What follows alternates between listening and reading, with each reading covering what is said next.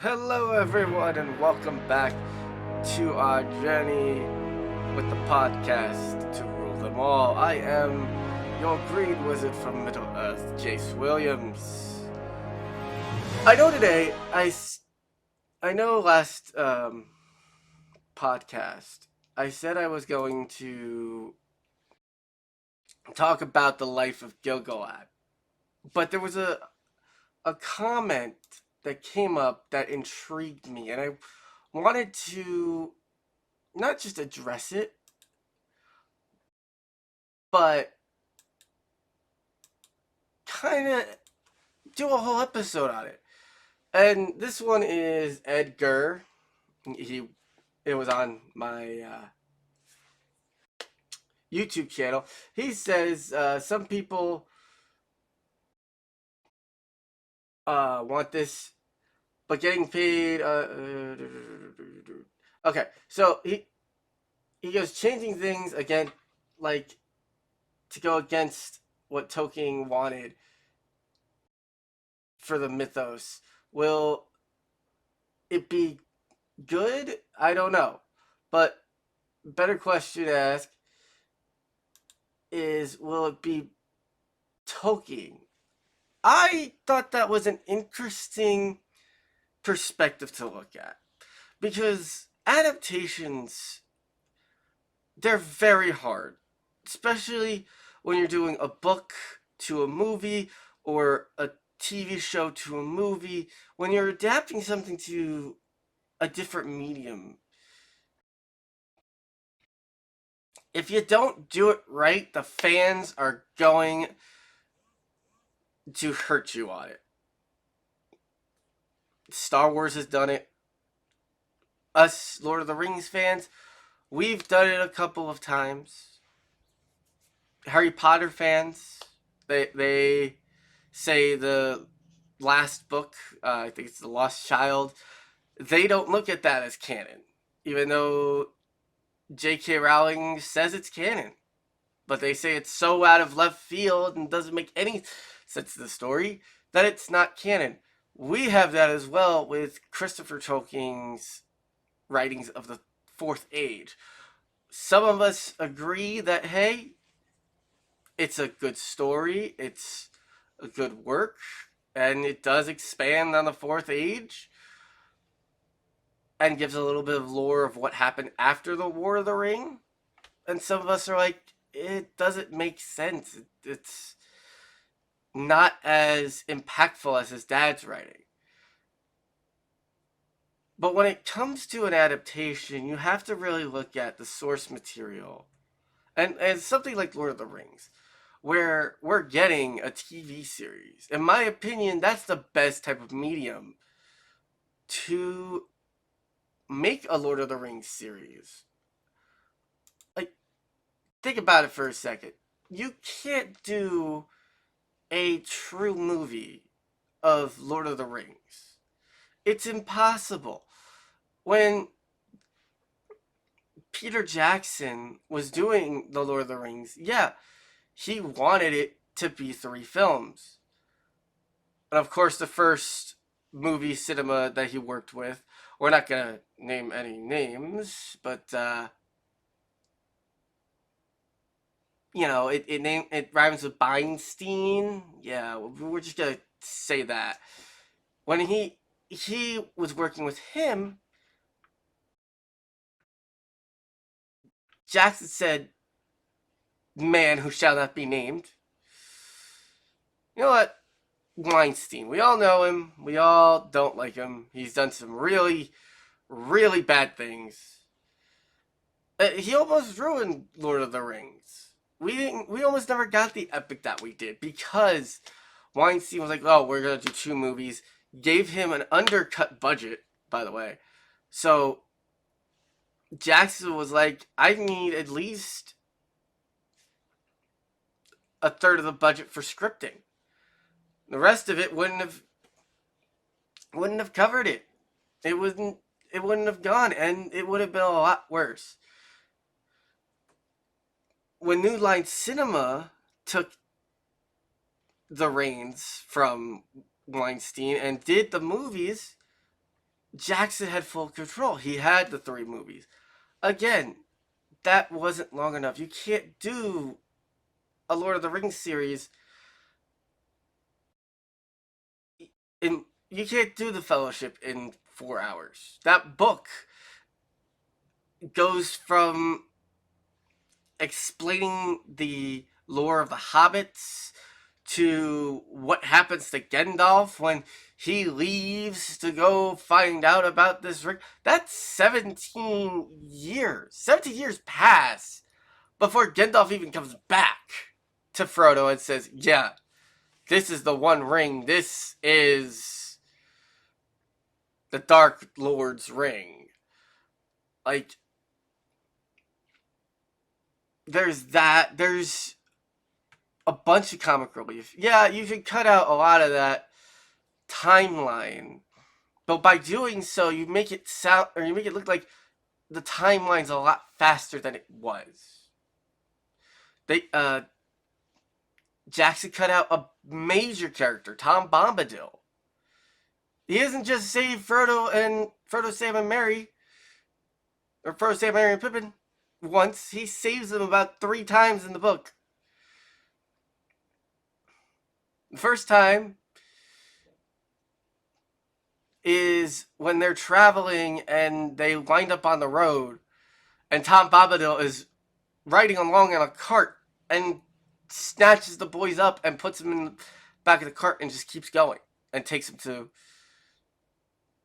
his shack with his wife, and then heals Frodo back to health, heals Sam and Pippin back to health, gives them a place to stay for a couple of days.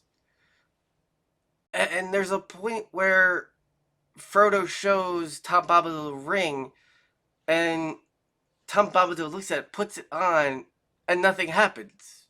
He feels the darkness of the ring, and he even explains that he's been around since the creation of Middle Earth. So he knows about the ring, and that character was a big part of Tolkien's stories because it was a mystery on who he was. I would like to see him in a live action form, especially if they're going to do the Second Age. Yeah, have him show up in Lindon with Gilgalad.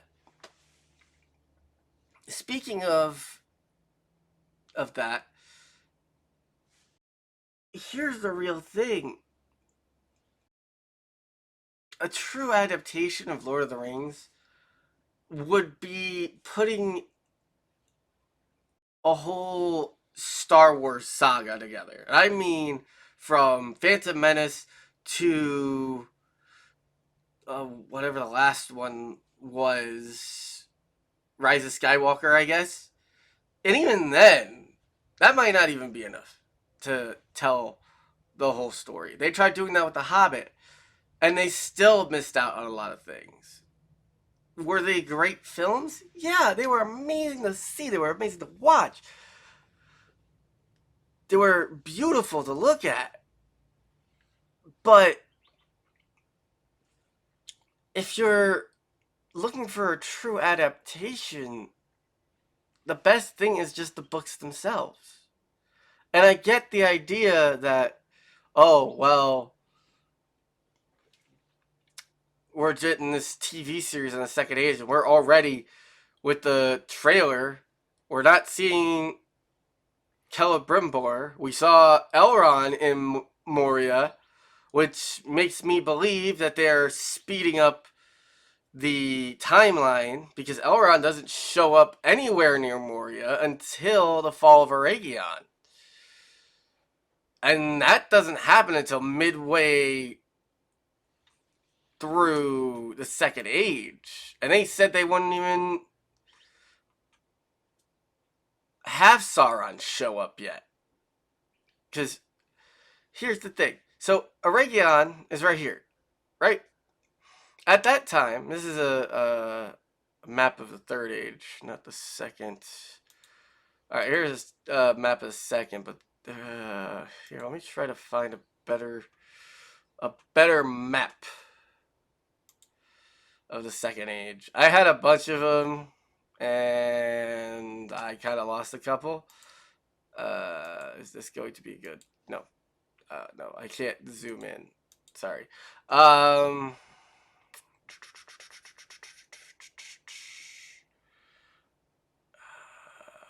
map of the second age.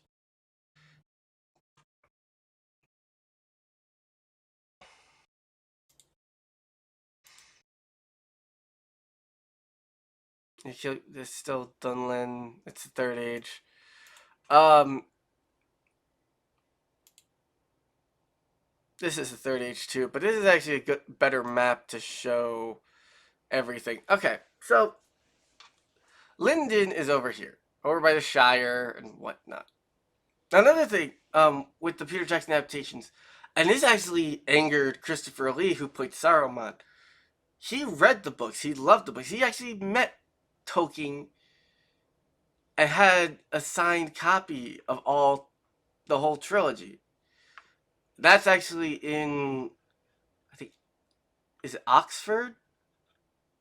Oxford's in London, right? It's in a um that signed copy is actually in in the one of the famous college libraries, and that was donated by Christopher Lee's family. Um, but he even stated that he would have loved to see the Battle of Hilltop, or the battle at the Shire and Bag End, where the men of the crazy men of the West are attacking the Shire, attacking the hobbits, and the one behind it is Saruman. And that whole thing shows that Frodo has grown as a character, not just as, oh, well, the ring is gone. He doesn't have to be a bitter, angry person because the ring is gone. He becomes a humble gentleman, and he's like, yeah, Saruman needs to live. Yeah, he's done some bad things. He's done some horrible things, but we shouldn't kill him. That's the wrong thing to do. And Grimoire Tongue stabs him in the back like he does in the extended cut. However, when he dies in the Shire, there's a moment that Tolkien says, and Saruman's spirit lifted up to travel to the Undying Lands. But in the last ditch effort, a darkness flew upon Saruman's spirit, stopping him from going to those lands, essentially turning his spirit into a wandering spirit.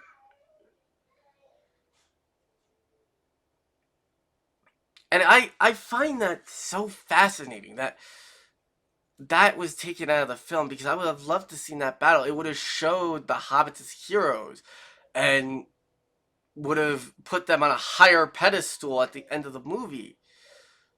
Because Merry and Pippin, they become the stewards of Bag End. They are the protectors of Bag End until towards the end of their lives, when they decide to travel and they bury. Um, excuse me, my mouth is dry.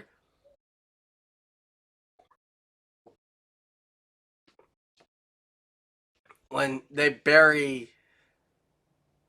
Um, oh my god. Am I blank? How am I blanking out at this? On this? How am I blanking out? Oh.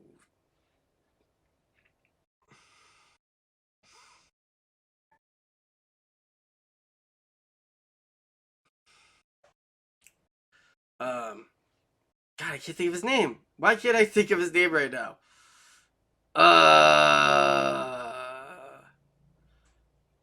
He's one of my favorite. He's part of the Rohirrim. He's one of my favorite characters. I can't think of his name.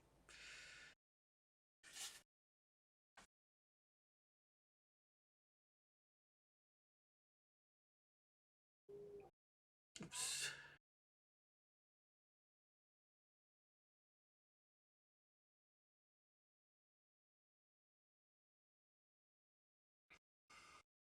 Jesus. Aomir. Wow. Yeah, that's bad for Lord of the Rings podcast when you can't think of King Aomir's death. Yeah, he dies of old age, and Merry and Pippin go and see him off and say goodbye, and Aragorn invites Merry and Pippin to stay in Gondor for the rest of their lives, and they're buried in the Hall of Kings in Gondor. They're actually not that far from where Aragorn is laid to rest. I believe that they're like 2 or 3 plots away from Aragorn. But I wouldn't have liked to see that part of the story because that would have been way too far off. But it just goes to show that, yeah, we would have loved to see that battle because we've never really seen the hobbits fight except for when they were in groups. When Merry and Pippin, Frodo, and Sam get back, they rile up the people of Bag End. They rile up the people of the Shire, and they're like, no, we're not gonna be taken down. So that part I would have loved to see in the movies, and we didn't get that. And it also cut down Saruman's part because by not even making the death scene in the extended cut, they cut it from the original theatrical release. They only state in like a one line that Saruman was locked in his tower, which is true. In the books that happens. But that was it. That's the end of Saruman's story. He's locked in Isengard, and that's the end of his journey. And to me that was a horrible way to like write off a powerful villain. You know? And even Christopher Lee was upset about that and boycotted the Return of the King premiere because of it. Granted, he came back for the Hobbit films, but he had a contingency in his contract that stated if he was going to come back, that Peter Jackson was going to be closer to the Hobbit film or to the Hobbit books, to the Hobbit book, than he was with Lord of the Rings. Like he wanted it almost spot on. And again, that's a hard adaptation to do because that's years. The whole story of Lord of the Rings actually goes on for about 30 years during that time. You have the time that Bilbo's birthday happens, and then 17 years later, when Gandalf finds out that Frodo has the One Ring and sends him on his way, it takes them a good 5 to 10 years to destroy the ring. And yeah, it's another 5-10 years before they even get to Mount Doom. The travel to Moria took almost 6 months because they were climbing up a mountain. And then when they decided to go down the mountain and go through the mines of Moria, again, that was another couple months. When they were in Rohan, again, that was another couple of months. That whole battle for Helm's Deep. Yeah, in the movies, it lasted a couple hours. But in reality, it lasted almost 2 months. It says, on the 5th day, Gandalf came. Yeah, Gandalf came. But by the time he came, you know, Helm's Deep was already about to fall. The other thing that Christopher Tolkien brings up is how the Ents get involved. First off, the Treebird already knew what a hobbit was. Okay? There's a whole thing in the first book that talks about a wooded area over by the Shire that you're not supposed to go to, because if you go over there, the tree people of that land will be very angry with you and you may not come back from it. Well, those tree people were the Ents. They were the Ents of Rohan. So when Merry and Pippin wind up over here and they meet up with Treebeard, Treebeard already knows who hobbits are. He's already encountered them before. He knows about them. So he doesn't deem them as a threat. He doesn't deem them as, oh, you guys are orcs. No, he knows exactly what a hobbit is. And the whole thing about them going to war, yeah, Merry eggs on Treebeard in the book. But that's not the thing that causes them to go to war. They already know that they've lost a lot of their family. They've lost a lot of their kin, the Ents. So they already knew that the issue was a bigger problem. It wasn't until Merry and Pippin went, we could stop this, but we need to draw the eye away from Frodo. That's what Merry says to Treebeard. And the only way we can do that is if we attack Isengard. And when Treebeard hears this, he understood what Merry was trying to do. And Treebeard was like, I'm not doing it for the ring. I'm doing it because of the loss of my kin. Which made sense. That made sense in the movie, and it made sense in the book that they went to war because their kin was being used to create these monsters, these orcs.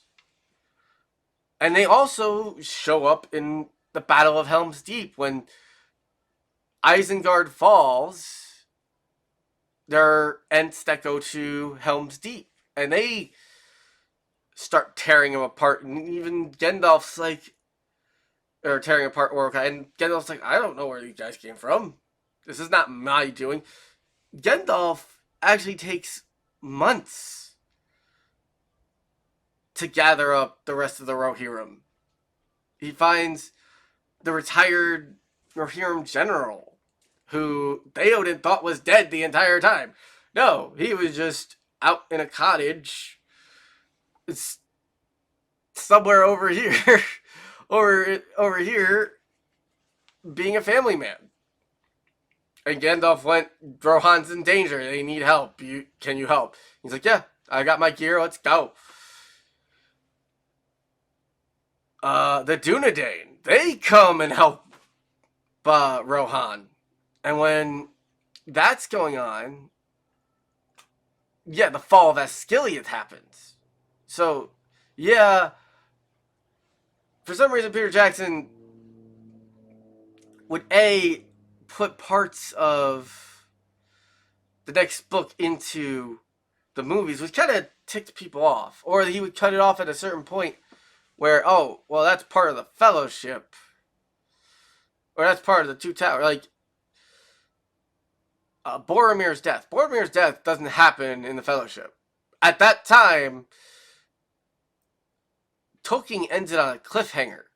Like not the kind that they did in the original Fellowship, where the Legolas, Gimli, and Aragorn just go off and go hunting for orc. It's they get attacked, and that's where he cuts it off. Is right at that moment when the Uruk-hai ambush them. To the reader's like, wait, whoa, what, why? They didn't catch Merry and Pippin yet. Boromir is fighting for his life. The hobbits are fighting back. They're not weak little defenseless warrior or defenseless beings. The other thing, and people were mad at, was the whole thing when Frodo gets stabbed on Weathertop. So Gil-galad dies in the battle of Battle of the Last Alliance, which is the battle at Mordor, where the ring gets cut from Sauron's hand. He is defeated. Gil-galad is choked out by Sauron, but because his hand is so fiery hot, it burns Gil-galad alive and just destroys his body, killing him instantly. Gil-galad puts up a fight, but he puts up a fight before this moment happens. But it was at that moment that gave Isildur and Elendil the chance to attack Sauron from behind, which caused Sauron to hit Isildur and Elendil with the mace, killing Elendil instantly. But it didn't kill Isildur. After that, Gil-galad, from Tolkien's writing, becomes not a wraith,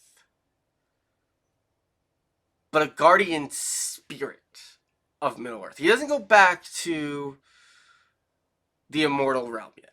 He refuses to go back because he believed that his task was not done. So when the ring finally shows up and Gil-galad finds out that Frodo was on Weathertop and the ring wraiths were coming, he actually sends a vision to Elrond. And that's what causes Elrond to get Glorfindel and send Glorfindel out to rescue Frodo. A lot of people were mad at the whole Arwen,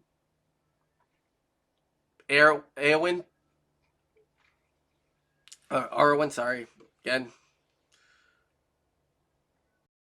Yeah, the whole Arwen thing. Because Arwen, yes, she was a powerful woman. She was a powerful elf. But she really didn't do any fighting. She was more political, if anything. She was more of a political character. Eowyn, yes, she was a badass, beautiful woman.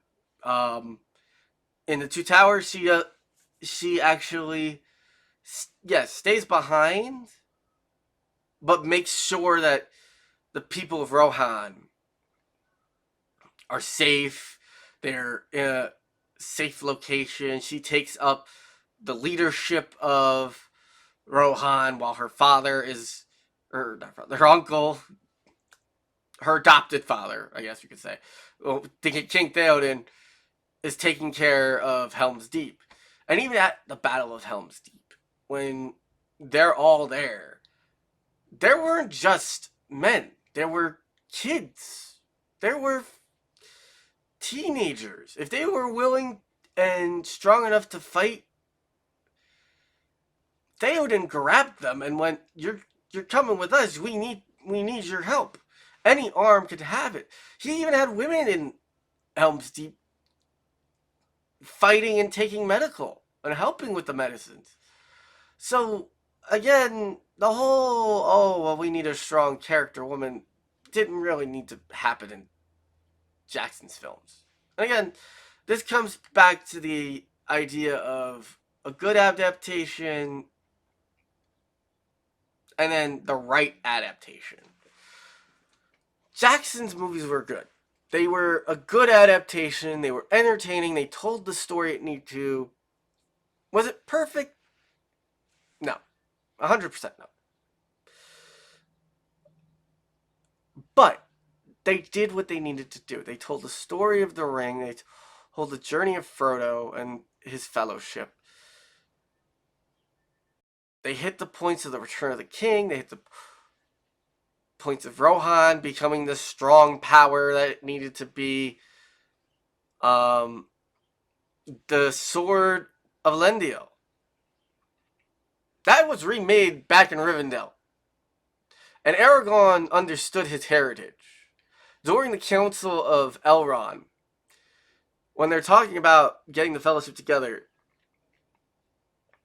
Boromir brings up the fact that Aragorn abandoned his kingdom. He kind of tells Aragorn, you messed up, bud. You left us with nothing. My father had to pick up the pieces after your family decided to desert.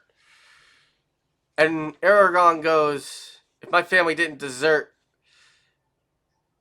then the scepter of kings and the crown of Numenor would have fell to Sauron.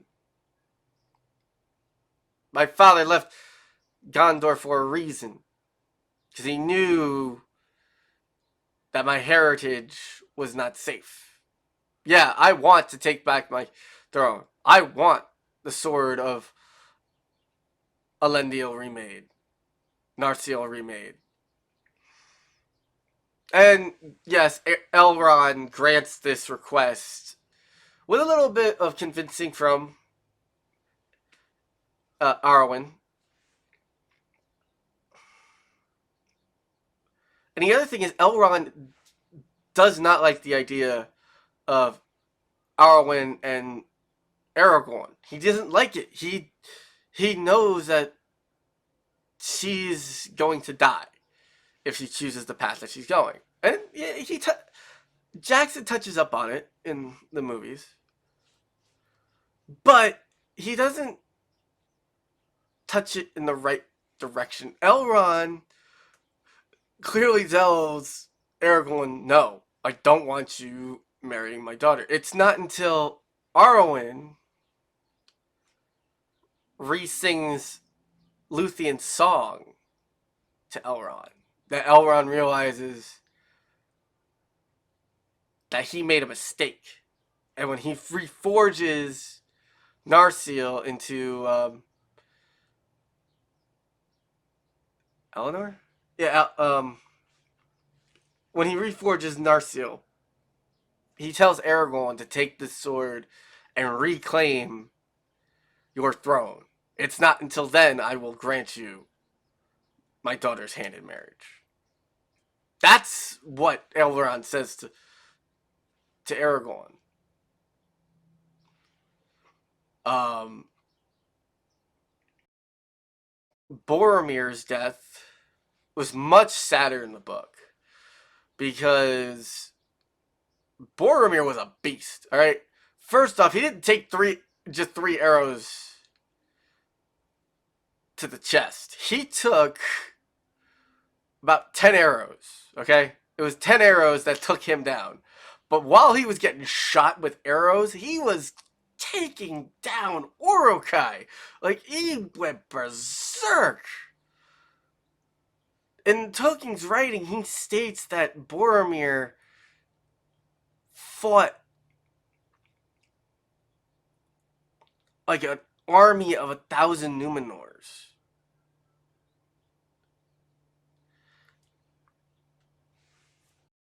And that statement right there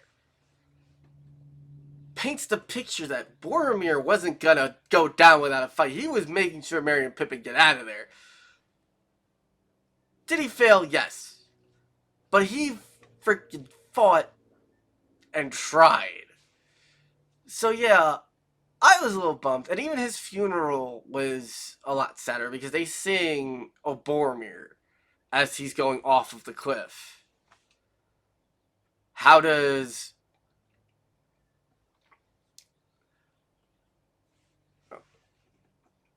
Thank you for the goat.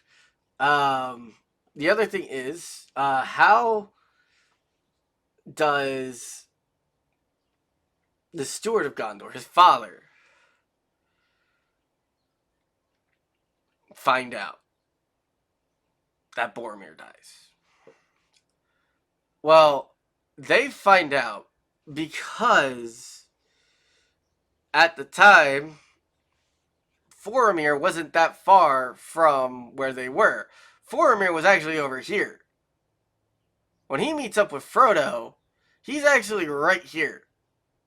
So yeah, they go through the dead marshes. But after that, that's when Boromir stops them and goes, where are you guys going? And he's not like, oh, I need to capture them or whatnot. He actually nurses them back, Sam and Frodo, back to health. He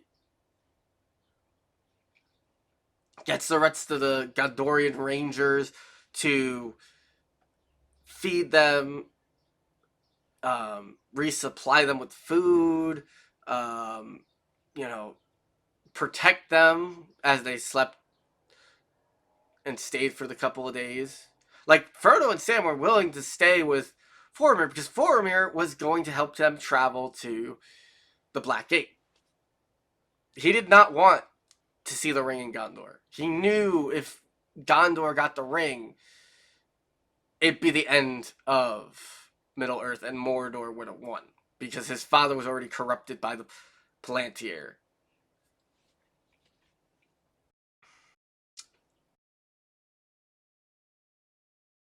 So Boromir actually sees Boromir's funeral. He sees Boromir go off the cliff on the other side of the river. With that being said, he follows Boromir's body to its final resting place and grabs Boromir's body and takes the horn. That's how his father gets the horn. Because Boromir is traveling to go back to Gondor, to Minas Tirith, to give his father the news. So he already knew. And he lets Frodo and Sam know that Boromir has fallen. And they're upset about it. They're heartbroken that his brother, Boromir's brother, has to tell the two hobbits that one of their fellowship members has died. His own brother had died. Um. So there's a lot of different things with adaptations, and the thing that I'm worried about with the Rings of Power is I don't want them to rush it. That I've read the articles about what's going to happen during the show.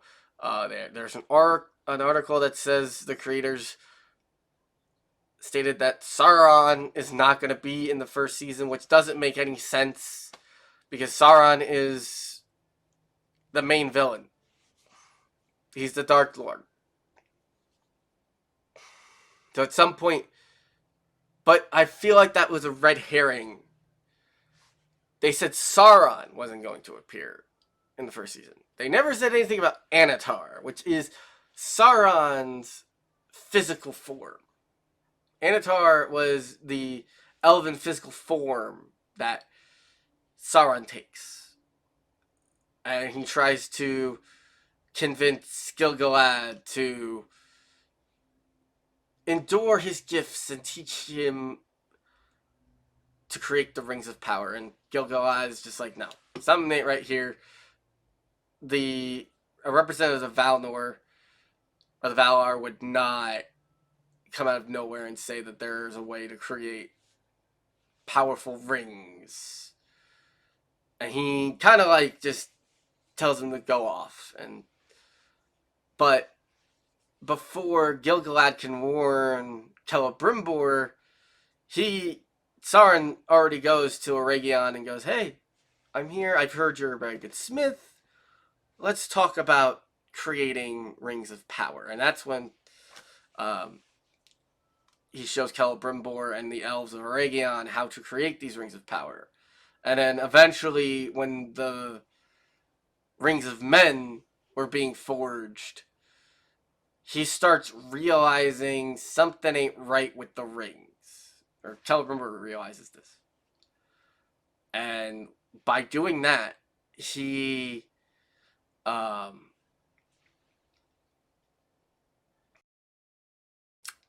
he in secret creates the Elven Rings. And when Sauron makes the One Ring, it automatically tells Sauron, "Hey, there were 3 more rings made," and he gets mad. Like he is mad, and he sends an army to the Dunlands right here, and he tells Celebrimbor to hand over all the rings of power, or he is going to destroy Eregion. And Celebrimbor goes, "Bring it on. I ain't giving you the rings. Not. You're gonna have to take them from me." Sauron's like, "All right. You want to play that way? We'll play that way." And Sauron from the Dunlands attacks Eregion, and the battle lasts a good couple of weeks. Celebrimbor gets captured. But before that, Celebrimbor sends word to Gil-galad. Gil-galad is pissed, so he sends word to Numenor saying that they're being attacked. And it takes Numenor a couple of weeks to muster up an army and send them to Lindon. But by that time, it's too late. And this is where Elrond comes into play. Because Elrond goes from Lindon to Eregion with Gil-galad's best soldiers. And they get destroyed by Sauron's army. And that's when the dwarves of Moria, because they hear the battle going on, they jump in and they give the elves enough time to get to the mines of Moria and seal themselves off. And I think that's where we're seeing in the trailer when we see Elrond with the dwarves. I think that's what we're seeing. And if that's the case, that is way far off than what they said they were going to. That is so far into the Second Age. That's like close to the end of the Second Age. Like, that's the big point of, or that's the breaking point for the elves, dwarves, and men. Because Numenor comes over, they see what happens, and they're terrified. They're terrified of what's going on. By that point, Sauron has taken Celebrimbor, tortures him, and Celebrimbor tells them where the Dwarven rings are and the rings of men. And Sauron goes and gets them, except for one that's with Durin, and that ring is passed down to Thrawn, or Thrawn's father, and then Thrawn in The Hobbit. So Sauron doesn't deal with that one. He's like, okay, one less ring to corrupt later. And when he does this, Sauron finds out the rings affect the wearers in different ways. Like the dwarves, it made them greedier and more isolated. Because towards the end of the Second Age, um, the dwarves locked themselves. The dwarves of Moria just locked themselves in the Moria, and they they stay with their wealth. They don't leave. Doran refuses to leave, and then um, his kin decide to travel to um, the Lonely Mountain and settle up there. Um, the Elven Rings actually were protected by the enchantment that Celebrimbor put on them. Celebrimbor put an enchantment on the three rings, the three Elven Rings, out of love. Because he loved now I'm drawing a blank. Why am I drawing a blank? Oh my god. Well, Galadriel. He loved Galadriel. He was in love with her, and one of the reasons why he creates those rings is to protect her. Her ring protected her from getting corrupted by Sauron. So did Gil-galad's. So did um, Grenadier, who is the shepherd of the harbor, or guardian of the harbor, which is right here. And when Gandalf, Saruman, Radagast, and the Blue Wizards arrive, and I think that's going to happen in the Second Age. Sorry, I need to drink something. Ugh. I'm so congested today. It's definitely because of allergies. Sorry, guys. When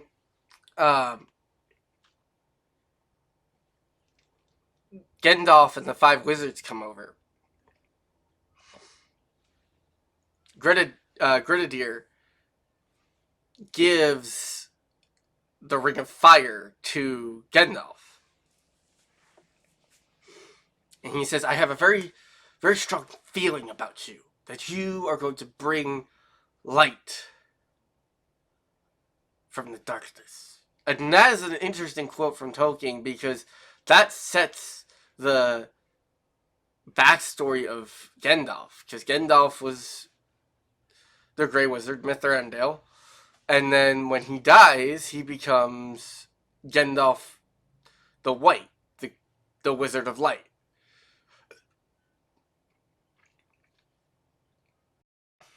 Saruman was the Wizard of Many Colors. And he gives himself that title during The Hobbit. Yeah. During the Great Council, which was the council with Elrond, Gil-galad.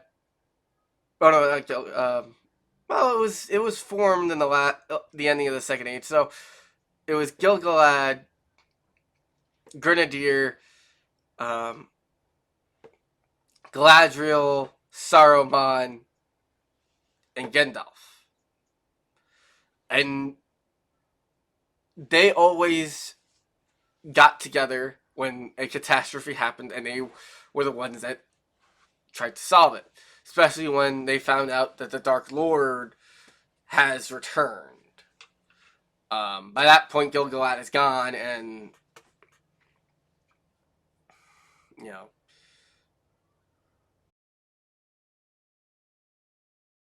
we don't see Grenadier, which again, another character, an amazing character that was put on the sidelines for the movies. I would have loved to see him.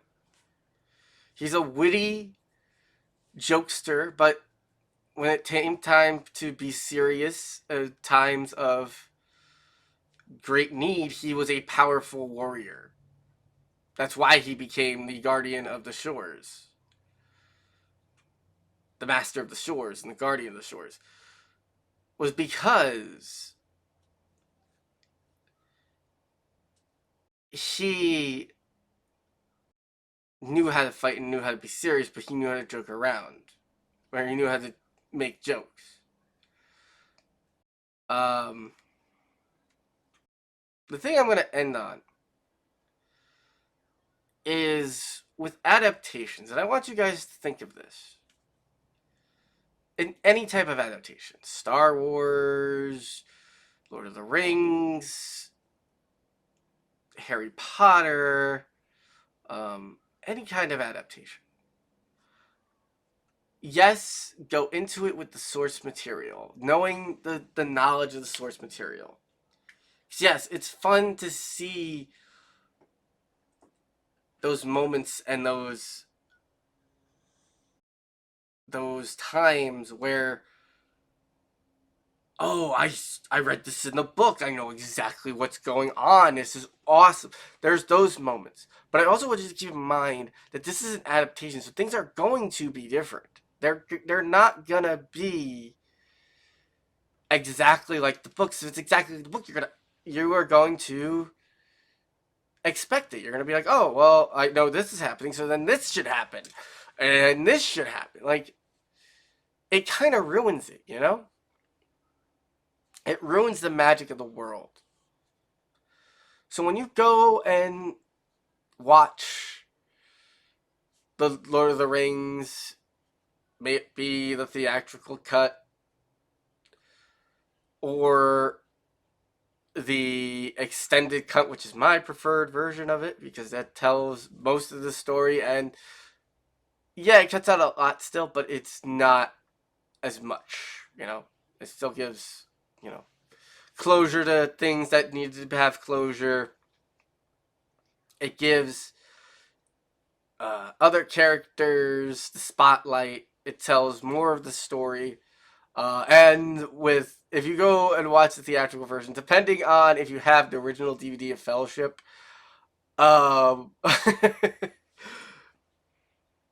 in the scene where Frodo and Sam are walking through, I believe Maggot's farm, right? And Sam stops at the Scarecrow and goes, "If I take one more step, it'll be the farthest I've ever gone in my entire life." When they pan out, there's actually a car that drives by in the background, and the editors didn't catch it. So if you want to look it up online, it's a funny little moment that took actually a lot of Tolkien fans to find out. Peter Jackson actually had to say it too because he's like, yeah, for the DVD and the like TV releases and whatnot, we edited that out. We edited that car out. So that's just a little fun little thing. But I want you guys to know that we should look at these adaptations, especially in the Rings of Power. Yeah, are we worried that it's not gonna be what we were hoping for? Yes, there is that fear. I've had that fear for years. I'm a DC fan, okay, a Detective Comics fan. They have not made a good Justice League adaptation. They have not made a good Batman versus Superman adaptation. Um, After the Dark Knight trilogy, they have not made a good Batman film. So yeah, I have my doubts of the Rings of Power. But am I still excited? Do I want to see where they're going to take it? Of course. It's the world of Tolkien. There's a reason why Tolkien writes the books the way he did. And it's not because, oh, I came up with this later on. I came up with this later on. It's because he wanted the reader to interpret his stories in their own way. He wanted them to experience his world in their own way through his words.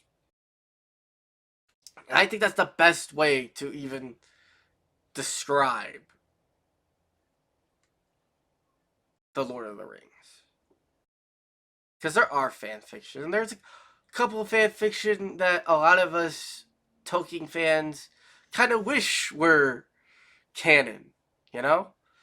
Um, that there's the Shadow of Mordor games. Amazing games, but they're not canon. Celebrimbor didn't have a family. in a Region. He never fell in love. The only woman he ever loved was Galadriel.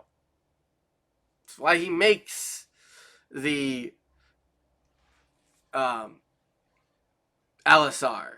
That's why he makes the three rings for the elves.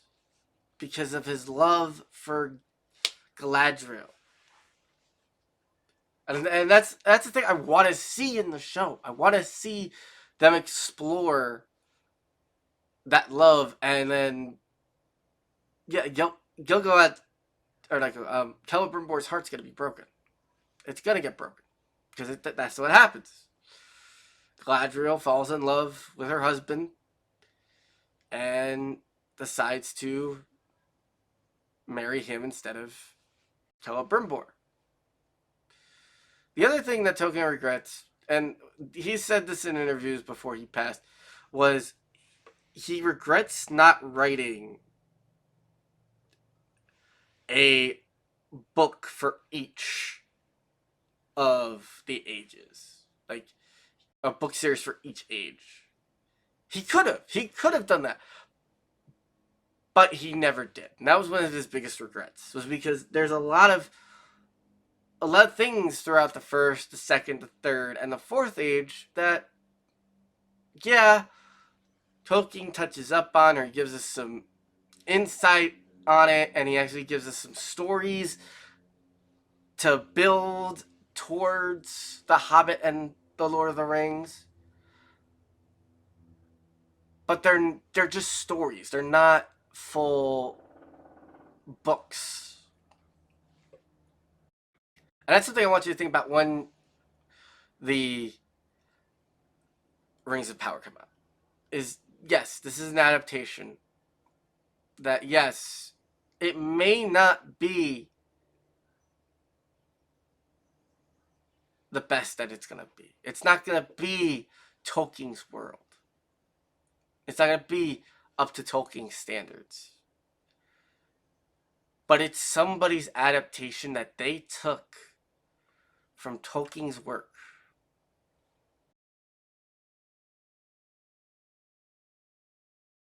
And that's the way that they view it. And that's the way we gotta look at it. Is it gonna be good? I hope so. I really hope that the Rings of Power blows us away. It takes Game of Thrones and makes it look like a poorly written Lord of the Rings fan fiction. That's what I want to see from the Rings of Power. Are we gonna get that? I don't know. It's up to Amazon. It's up to the creators of the show, and it is up to us to decide if it's a good adaptation. With that, I am glad that you all came on this journey with me today and listened to me ramble about adaptations instead of Gilgalad. And I promise you, the next episode will be Gilgalad's life. And we're going to go through it. We're going to walk through it. I have a video of someone who I follow called Nerd of the Rings. He does amazing breakdowns, and I'll link one of his videos. I might do well. I'll do the breakdown of the Second Age. His breakdown of the Second Age, because that is actually an amazing video that he does, and he really dives into Tolkien's work. And I love his breakdowns. I love his explanations of Tolkien's work. Don't forget, if you liked the video, if you're here on the live stream, and if you liked it, give me a follow. Come watch the stream, Jace Williams, or twitch.tv/Jace Williams. And come see us live while we make the episode. Um, support our channel by going to our sponsor, eldritchfoundry.com. Get yourself a amazing custom mini. Uh, they do have styles like Lord of the Rings. You can actually make someone from Rohan. Uh, I use them to create my characters for the Superheroes of the Round Table. The other sponsor we have is No Name Nerd. You want amazing shirts, amazing jerseys, go check them out. And my links to the discount codes are going to be in the description down below. And I will see you all in the next amazing journey.